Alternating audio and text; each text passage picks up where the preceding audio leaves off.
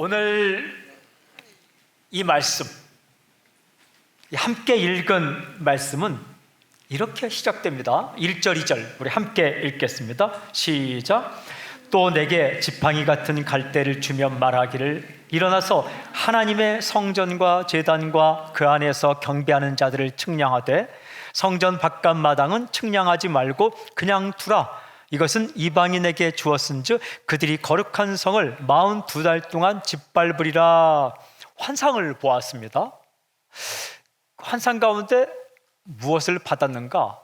갈대를 받았습니다. 지팡이처럼 긴 갈대를 받았어요.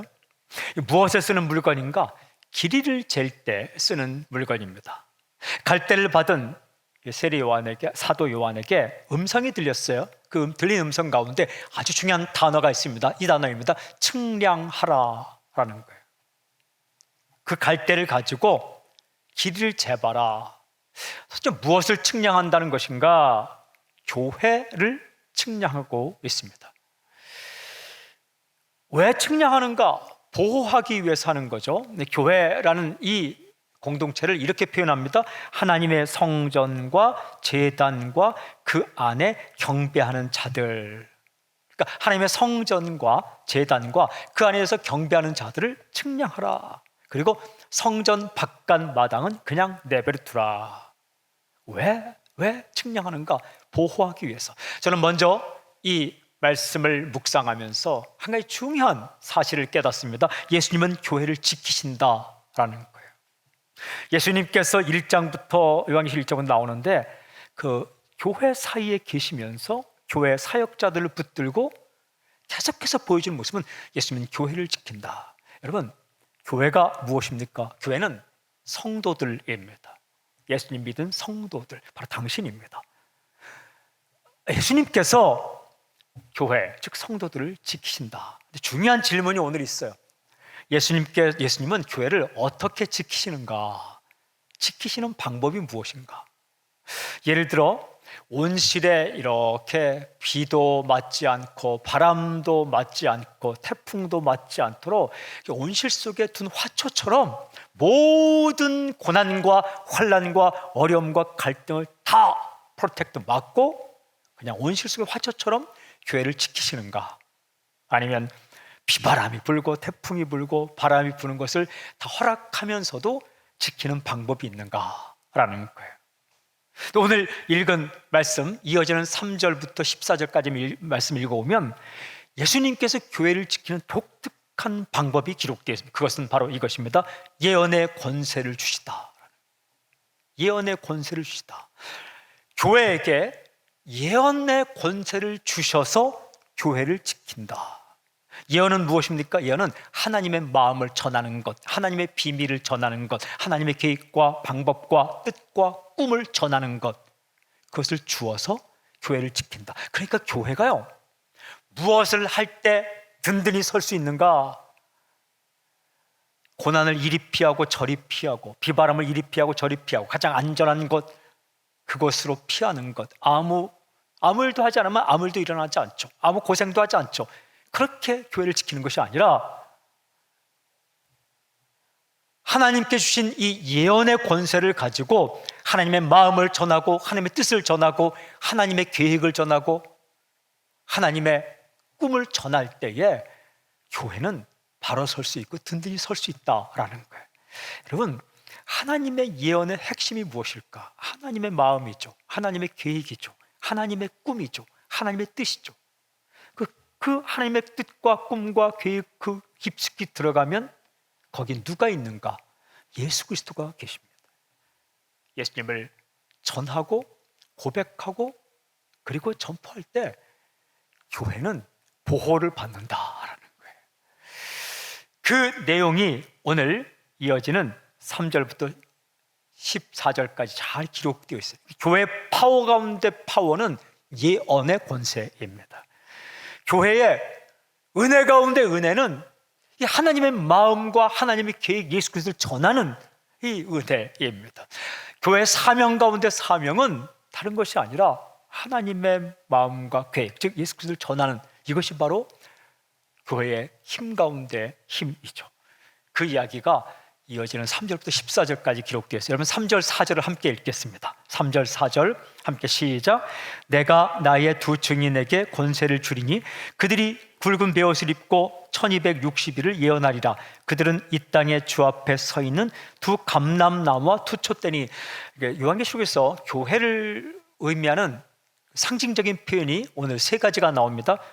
첫째는 두 증인, 두 번째는 두 감람나무, 세 번째는 두 촛대.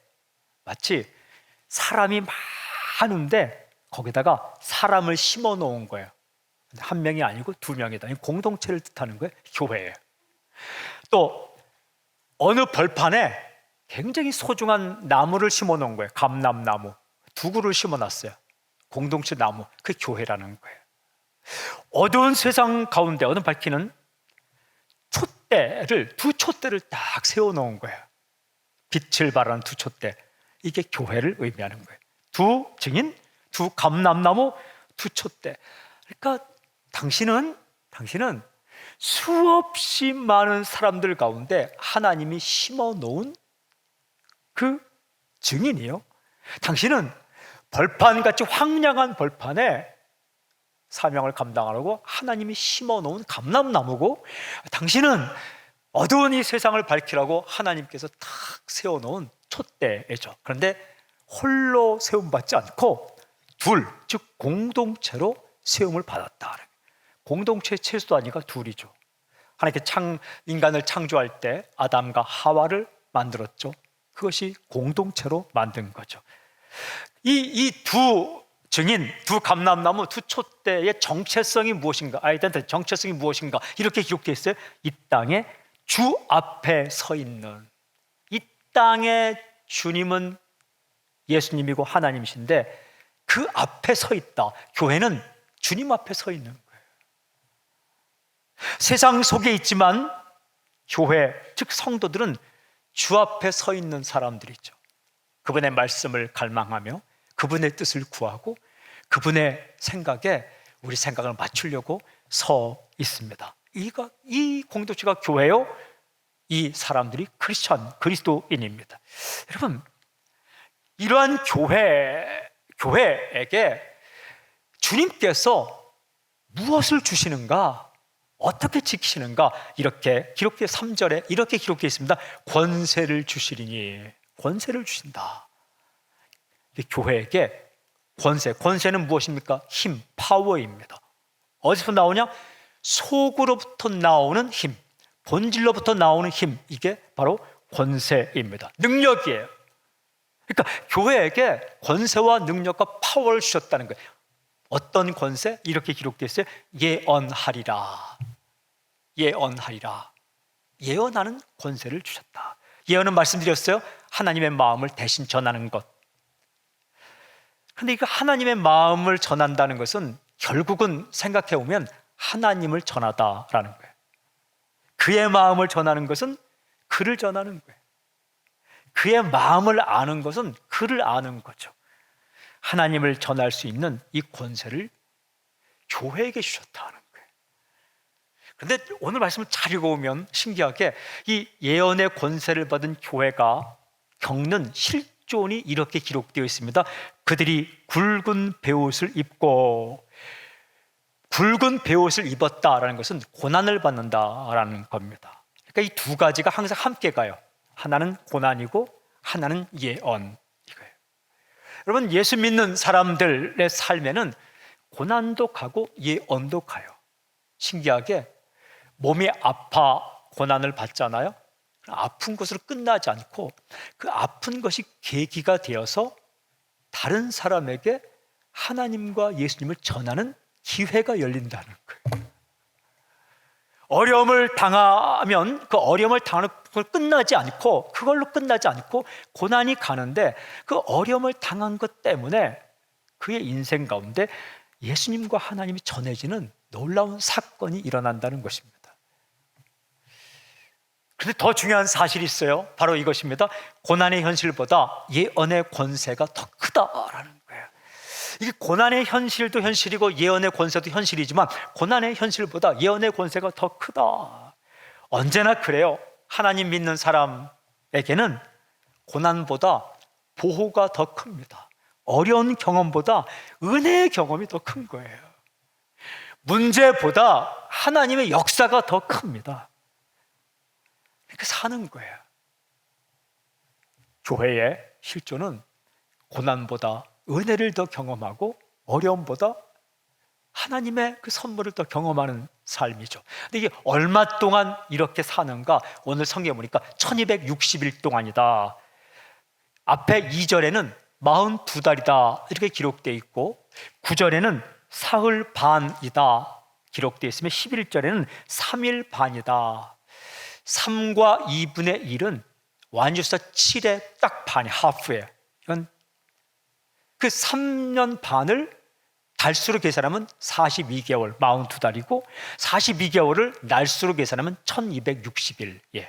다 같은 기간인데 이 기간은 첫 번째 제한된 기간이에요. 제한되어 있는. 무한정 계속되는 기간이 아니라 제한된 기간. 또 다른 의미는 짧은 기간. 이게 무슨 얘기입니까? 교회가 예언의 은사를, 예언의 권세를 가지고 하나님의 마음을 전할 수 있는 기회는 제한되어 있다. 무한정 주어지는 게 아니라 제한돼서, 그러니까 그 기회가 끝날 때가 있다는 거예요. 인생도 마찬가지예요.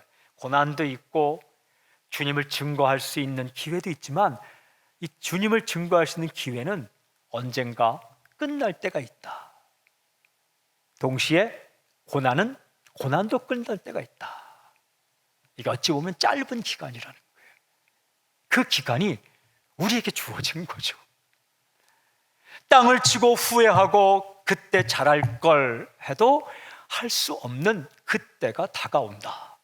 그게 1260일, 42개월, 3년 반, 3일 반의 의미입니다. 이 권세의 시간, 은혜의 시간, 사명의 시간, 예언의 시간, 그 기간 동안 하나님께서 교회에게 주신 것은 바로 이것입니다. 예언의 권세. 그러니까 하나님을 전하고 하나님의 마음을 전하고 예수님을 전할 수 있는 권세를 교회에게 주었다. 오늘 아주 중요한 질문이 있습니다. 그 질문이 이것입니다. 교회에게 주어진 예언의 권세는 구체적으로 어떤 것인가? 다시 말하면 교회가 예언의 권세를 가지고 나아가는데 어떻게 그 예언하는가 이 말이에요. 어떻게 하나님을 전하는가 이 말이에요. 어떻게 예수님을 전하는가 이 질문입니다. 오늘 성경 읽어보면 5절부터 14절에 딱 두 가지로 나옵니다. 말씀의 권세, 부활의 권세입니다. 말씀을 통해서 예언을 하고 부활 사건을 통해서 예언한다라는 거예요. 첫 번째, 말씀의 권세. 교회에게 예수님의 말씀을 맡겨주셨습니다. 여러분 5절 우리 함께 읽겠습니다. 5절 같이 한번 읽을까요? 시작. 만일 누구든지 그들을 해하고자 하면 그들의 입에서 불이 나와서 그들의 원수를 삼켜버릴 것이요 누구든지 그들을 해하고자 하면 반드시 그와 같이 죽임을 당하리라. 이 교회가 만만한 공동체가 아니다라는 이 사실이에요. 그러니까 함부로 건드리면 안 된다라는 거예요. 그런데 왜 그러냐? 교회 실존을 이렇게 말하고 있습니다. 그들의 입에서 불이 나와서. 교회 성도들의 입에서 불이 나온다. 입에서 나오는 불은 말씀을 가리킵니다. 입에서 나오는 검도 말씀이고 입에서 나오는 불도 말씀입니다. 그러니까 이 교회가 가지고 있는 말씀은 불과 같아서 굉장히 놀라운 권세를 가지고 있다라는 거예요. 여러분 말 가운데 가장 강력한 말이 무엇일까요? 말 가운데 가장 강력하고 파워 있는 말은 어떤 말일까요? 유창한 말? 그거 아니죠. 아주 사자성어를 즐비하게 쓰는 말? 그것도 아니죠. 아주 깊이 있는 말? 그것도 아니죠. 아주 짧은 말? 그것도 아니죠. 큰 소리의 말? 그것도 아니죠. 어떤 말이 가장 강력한 파워를 가지고 있는가? 바로 이것입니다. 말이 사건이 되다. 말이 사건이 되다. 선포된 말이 입을 벗어난 말이 100% 사건이 되면 그 말은 가장 강력한 파워를 가지고 있는 거죠. 말씀이 그거예요. 말씀. 하나님의 말씀은, 하나님께서 교회에게 주신 이 말씀은 사건으로 일어나는 말입니다. 그 사실을 이어지는 6절에 이렇게 기록해요. 6절에 그들이 권능을 가지고 하늘을 닫아 그 예언을 하는 날 동안 비가 오지 못하게 하고, 또 권능을 가지고 물을 피로 변하게 하고 아무 때든지 원하는 대로 여러 가지 재앙으로 땅을 치료다. 이 교회가 가지고 있는 예언은 비가 멈춘다면 멈추는 거고, 물이 피가 된다면 피가 되는 거고, 재앙이 임한다면 재앙이 임하는 사건으로 일어나는 그런 말이 교회가 가지고 있는 말이다. 여러분, 맞아요. 성경에 천국과 지옥이 있다라고 말하면 있어요. 기도하면 하나님의 평강이 너희 마음과 생각을 지킨다라고 빌립보서 4장 6절 7절, 아무것도 염려하지 말고 다만 모든 일에 기도와 간구로 너희 구할 것을 감사함으로 하나님께 아뢰라. 그래야만 모든 일가 있도록 하나님의 평강이 그리스도 예수 안에서 너희 마음과 생각을 지키시라. 이 말은 뭐예요? 기도하면 하나님의 평강이 너의 마음과 생각을 지킨다라고 선포되었죠. 정말 기도하면 하나님의 평강이 마음을 지켜요. 설령 내가 기도한 대로 그만큼이 다 이루어지지 않더라도 기도한 사람은 반드시 그 끝자락에 하나님의 평강이 와요. 사건이 돼요. 서로 사랑하라. 너희가 서로 사랑하면 사람들이 이로써 너희가 내 제자인 줄 알리라. 맞아요. 우리가요, 뭔가 대단한 일을 해서 예수님의 제자임이 드러나는 게 아니라 사랑할 때 세상은 우리 모습 보고 아, 진짜 예수의 사람이네 라고, 예수님 말씀이 맞아요. 맞다고요. 하나님께 너의 근심을 다 맡겨버리라. 이는 저가 너희를 권고하심이니라. 베드로서에 나오는 말씀처럼 우리가 우리 근심을 다 하나님께 맡기면 하나님이 생각하세요. 하나님께 일을 맡겨드리면 하나님이 일하세요. 진짜 이 말씀은 사건이 돼요. 여러분, 그런 권능을 주셨다. 예수를 믿으면 모든 죄가 용서받는다. 정말 믿으면 사건이 일어나요. 모든 죄가 용서받는 사건. 어떻게 그런 일이 일어난다는 거예요. 영접을 하면 하나님의 자녀가 된다. 여러분, 예수님을 마음에 받아들이면 다른 조건 아무것도 따지지 않고 하나님의 자녀가 돼요. 사건이 된다. 이 엄청난 이 말씀의 권세를 교회에게 주셨다. 그걸 전할 수 있는 권세. 여러분, 교회는 그 권세를 가지고, 여러분, 세상 사람들에게 말씀을 전하고 말씀을 고백할 때 부끄러워하지 마십시오. 주눅들지 마십시오. 세상에는 많은 헛소리가 있습니다. 헛소리도 자신 있게 하는 사람이 얼마나 많습니까? 그러나 진짜 사건이 일어난 이 말씀을 주눅들지 말고 부끄러워하지 말고 전하는 거예요. 어떻게 전할 것인가? 두 가지 방법을 전하십시오. 삶과 말이에요. 첫 번째는 이 말씀을 삶으로 살아내십시오. 말씀을 따라가면 반드시 사건이 일어납니다. 이게 시간 싸움이에요. 조금 더딜지 모르겠지만 반드시 말씀을 따라가면 그 말씀에 약속한 사건이 일어나요. 그러니까 힘들고 어렵더라도 기다리고 버텨야죠. 기다림이 영성입니다. 버티는 게 영성이에요. 그리고 이 말씀에 기록된 하나님의 약속들을 그대로 사람들에게 잘 전해주는 거죠. 그러니까 말씀을 많이 먹어야 돼요. 꽉꽉 채워야 말씀이 나의 삶과 말을 통해 비집고 나와요. 화를 꽉꽉 채우면 그냥 화가 비집고 나오는 거죠. 말씀드린 것처럼 우리 교회는 모든 예배와 그리고 모든 이 양육 프로그램, 이 컨텐츠를 그냥 실시간 라이브로 다 하려고 합니다. 어제 큐티를 그렇게 하니까 환우 가운데, 암으로 투병하고는 환우 가운데 성도님이 밤에 문자를 보냈더라고요. 은혜를 받았어요. 그리고 내일 예배도, 어젯밤에 하는 거, 내일 예배도 라이브로 드릴 거예요. 힘이 생겼어요. 현장에 나오지 못했지만 토요일 힘을 얻었다는 거예요. 항암 치료 받는 가운데 오늘 또 이 예배 드려면서 힘을 받으셨겠죠. 눈물 나는 날, 슬픈 날, 그리고 혼동되고 갈등이 있는 날, 진리의 이 말씀이 선포될 때에 사람들이 힘을 얻게 되죠. 그 말씀을 전할 수 있는 예언의 권세를 교회에게 주셨습니다. 사랑하는 여러분, 저는 그곳에 가면 예배가 있다, 그곳에 가면 말씀이 있다, 그런 교회가 되길 원합니다. 힘들고 눈물 나는 날, 그 온라인에 들어오면 그 교회를 통해 예배가 있고, 그리고 말씀 선포가 있다. 이 놀라운 권세, 이 놀라운 파워, 이 놀라운 기회를 1260일 한정된 시간 동안 교회에게 주셨습니다. 그렇게 해서 교회를 지키는 거예요. 그러니까 교회와 성도는 언제 사느냐? 말씀 먹고 말씀 전할 때 사는 거예요. 목회자만의 권세가 아니고, 선교사만의 권세가 아니고, 사역자만의 권세가 아니고, 모든 성도의 권세는 말씀 먹고 말씀으로 하나님을 증거할 때에 그 권세를 사용할 때 보호를 받는다라는 것이다. 두 번째는 부활의 권세입니다. 부활은 다시 살아나는 거죠.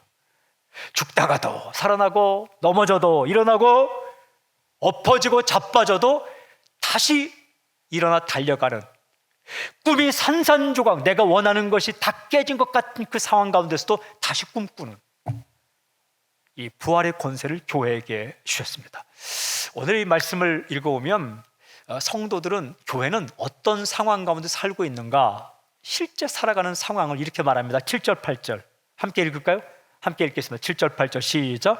그들이 그 증언을 마칠 때에 무적행으로부터 올라오는 짐승이 그들과 더불어 전쟁을 일으켜 그들을 이기고 그들을 죽일 터인즉 그들의 시체가 큰 성길에 있으리니 그 성은 영적으로 하면 소돔이라고도 하고 애굽이라고도 하니 곧 그들의 주께서 십자가에 못 박히신 곳이라. 아주 중요한 단어가 나옵니다. 전쟁이라는 단어입니다. 그러니까 교회는 전쟁을 치른다라는 거예요. 성도는 전쟁을 치른다. 왜? 상대편이 있으니까. 상대편이 어떻게 기록되어 있어요? 무정에서 올라오는 짐승이다.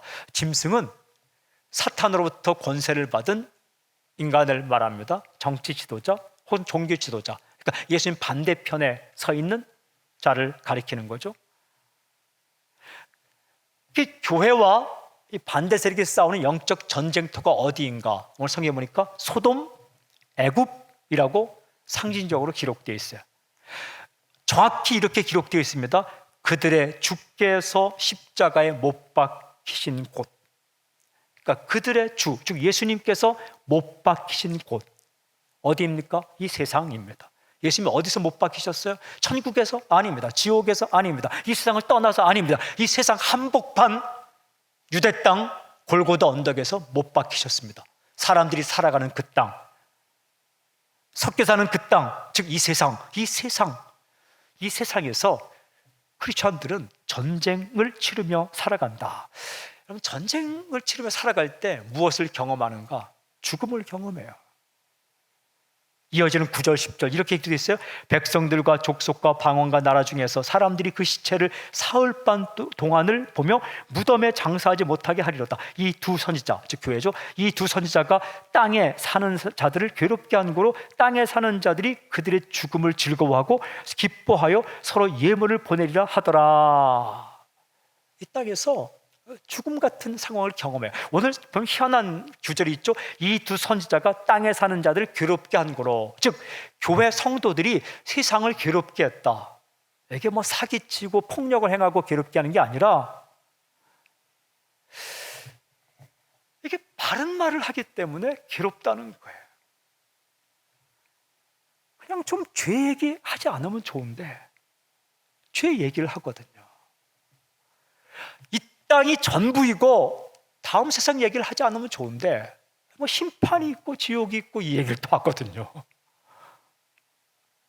그냥 마음대로 속이고 속으며 살면 좀 편할 텐데 속이지 말라 이 메시지를 교회가 하거든요. 또 이게. 그러니까 어찌 보면 학교 다닐 때 좀 대강 살고 싶은 사람이 제일 귀찮은 존재는 모범생들이에요. 그냥 대충 살고 싶은데 모범생이 옆에 있으면 불편하잖아요. 불편해. 비뚤어진 건물은 누가 제일 불편할까요? 똑바른 건물이 불편한 거죠. 그러니까 이 교회가 세상 사람들을 괴롭게 할 수 있다는 거예요. 싫은 거죠.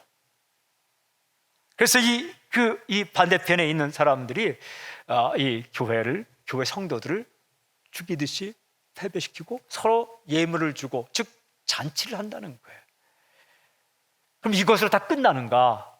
성도가 패배를 당한 것 같이, 혹은 거의 죽은 것 같이 넘어지고 자빠지고 쓰러진 것으로 다 끝나는가? 그렇지 않아요. 오늘 말씀 보면 전쟁을 겪으며 세상 속에서 쓰러진 것 같은 이 교회, 즉 성도들이 어떻게 되는가? 이어지는 11절, 3일 반 후에 하나님께로부터 생기가 그들 속에 들어가매 그들이 발로 일어서니 구경하는 자들이 크게 두려워하더라 하면, 그 고난의 기간이 짧게 제한된 게 끝나면 어떻게 이렇게 기록되어 있어요? 하나님께로부터 생기가 그들 속에 들어가매 그들이 발로 일어서니. 할렐루야. 감격적인 구절이에요. 하나님의 생기, 즉 루아흐 엘로힘, 하나님의 생기가 들어가는데 성령님, 하나님의 영이 들어가서 두 발로 일어선다. 죽은 것 같은데 일어나는 거예요. 완전히 다 넘어진 것 같은데 또 두 발로 서는 거예요. 달려갈 힘이 다 빠졌다 생각하는데 일어나 털고 달려가는 거예요. 무슨 얘기냐?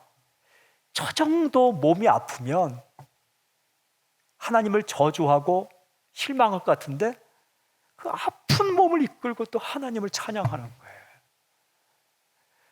저 정도 어려움을 당했으면 그냥 선교지 안 가고 있을 텐데 또 꾸역꾸역 그곳으로 가는 거예요. 짐 엘리엇의 아내 엘리자베스 엘리엇이 자신의 남편이 죽은 땅으로 3년 만에 간호사로 가는 것처럼 또 꾸역꾸역 거기를 가는 거예요. 저 정도 어려움 당했으면 다시 꿈꾸지 않을 텐데 다시 꿈을 꾸는 거예요. 어떻게 복음을 전하지? 내가 어떻게 살지? 어떻게 사랑하지?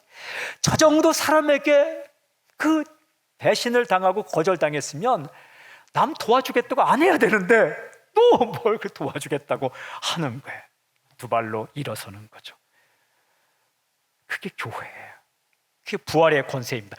이 부활은 1차적으로는 우리가 죽었다가 그때 다시 살아나는 것이지만, 이 시점은, 오늘 11장의 시점은 이 땅에서 시점입니다. 아직 마지막 재앙이 오지 않았기 때문에 이 땅에서 겪는 시점이죠. 교회라는 거예요. 예수님이 이렇게 말씀하셨어요. 마태복음 16장 18절에 내가 이 반석 위에 내 교회를 세우리니 음부의 권세가 이기지 못하리라 하면, 음부의, 지옥의, 죽음의 권세가 교회를 쓰러뜨릴 수 없다. 요한계시록 17장 14절에 이렇게 기록되어 있습니다. 그들이 어린 양과 더불어 싸우려니와 어린 양은 만주의 주시오 만왕의 왕이시므로 그들을 이기실 터이요 또 그와 함께 있는 자들 곧 부르심을 받고 택하심을 받은 진실한 자들도 이기리로다. 교회가 완전히 패배하지 않고, 성도가 완전히 무너지지 않고 또 일어나고 또 꿈꾸고 또 살아가고 또 달려가고 독수리가 날개치에 올라가는 새 힘을 얻고 여호와를 악망하면 간다는 거예요. 사람들은 어떻게 바라볼까? 이렇게 기록되어 있어요. 구경하는 자들이 크게 두려워하더라. 그거 아십니까? 세상 사람들은 교회를 바라보고 있어요. 사람들은, 예수 믿는 사람은 바라보고 있는데 그 모습을 보고 크게 두려워하더라. 두려워. 야, 뭔가 다르구나. 다르긴 다르네. 야, 보통 사람들이 아니네. 그 결과는 어떻게 일어날까요? 오늘 읽은 12절 13절 이렇게 기록되어 있어요. 하늘로부터 큰 음성이 있어 이리로 올라오라 함을 그들이 듣고 구름을 타고 하늘로 올라가니 그들의 원수들도 구경하더라. 그때에 큰 지진이 나서 성 10분의 1이 무너지고 지진에 죽은 사람이 7천이라. 그 남은 자들이 두려워하여 영광을 하늘의 하나님께 돌리더라. 이 구절 가운데 중요한 구절, 그 남은 자들이 두려워하여, 두렵다는 거죠. 그래서 영광을 하늘의 하나님께 돌리더라. 예수님 믿는다는 거예요. 영광을 하나님께 돌렸다는 것은 요한계시록에서 회개하고 예수님을 믿었다라는 표현입니다. 이 표현이 두 번 나오는데 요한계시록 14장 6절 7절에는 이렇게 돼 있어요. 땅에 거주하는 자들에게 전할 영원한 복음을 가졌더라. 영원한 복음의 내용이 뭐냐 하면 하나님을 두려워하며 그에게 영광을 돌리라, 경배하라. 그러니까 하나님께 영광 돌리고 경배하는 것이 복음의 핵심이라는, 예수 믿으라는 얘기죠.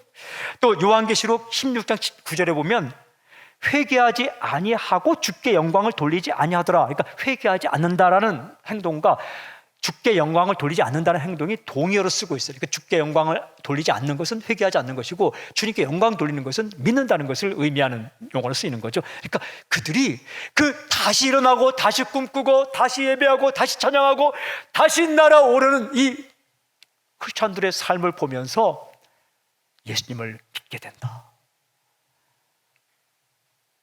이게 마지막에 있는 사건이 아니라 오늘 보면 이렇게 기록되어 있어요. 그 시점이 3분의 1이 무너지고 10분의 1이 무너지고, 그러니까 10분의 1이 무너진 건 지금 아직도 이 세상이 끝나지 않았다는 거죠. 7천은 모든 사람이 아니라 일부 사람이니까 아직도 이 마지막 심판이 오지 않는, 마지막 심판이 오는 시점은 어디인가? 오늘 읽은 말씀의 마지막 14절에 이렇게 되어 있어요.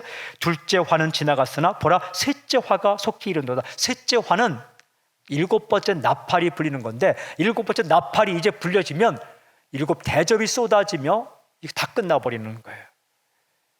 그 이야기는 11장 15절부터 시작돼요. 그런데 실제적으로는 15장 1절에 일곱 번째 나팔이 나오고, 더 실제적으로는 16장 1절부터 일곱 번째 나팔이 불려지고 일곱 개 대접이 쏟아져요. 일곱 대접은 크리스찬에게 해당되지 않고 이 사탄의 보좌에, 사탄의 진지에 쏟아지는, 이게 마지막 심판을 말하는 거죠. 마지막 일곱 번째 나팔, 그 중요한 내용 대접, 일곱 대접은 마지막 심판의 재앙을 말하는 거예요. 근데 그것이 오기 전, 즉 마지막 날이 오기 전 이 땅에서의 이 지금 기회의 시간 동안 일어난 사건에 교회를 세우셨다는 거예요. 교회에게 권세를 주셨다는 말씀입니다. 어떤 권세? 말씀을 전할 권세와 그리고 부활의 능력을 다시 일어나서 복음을 전할 권세를 주셨습니다. 그것이 교회의 파워예요.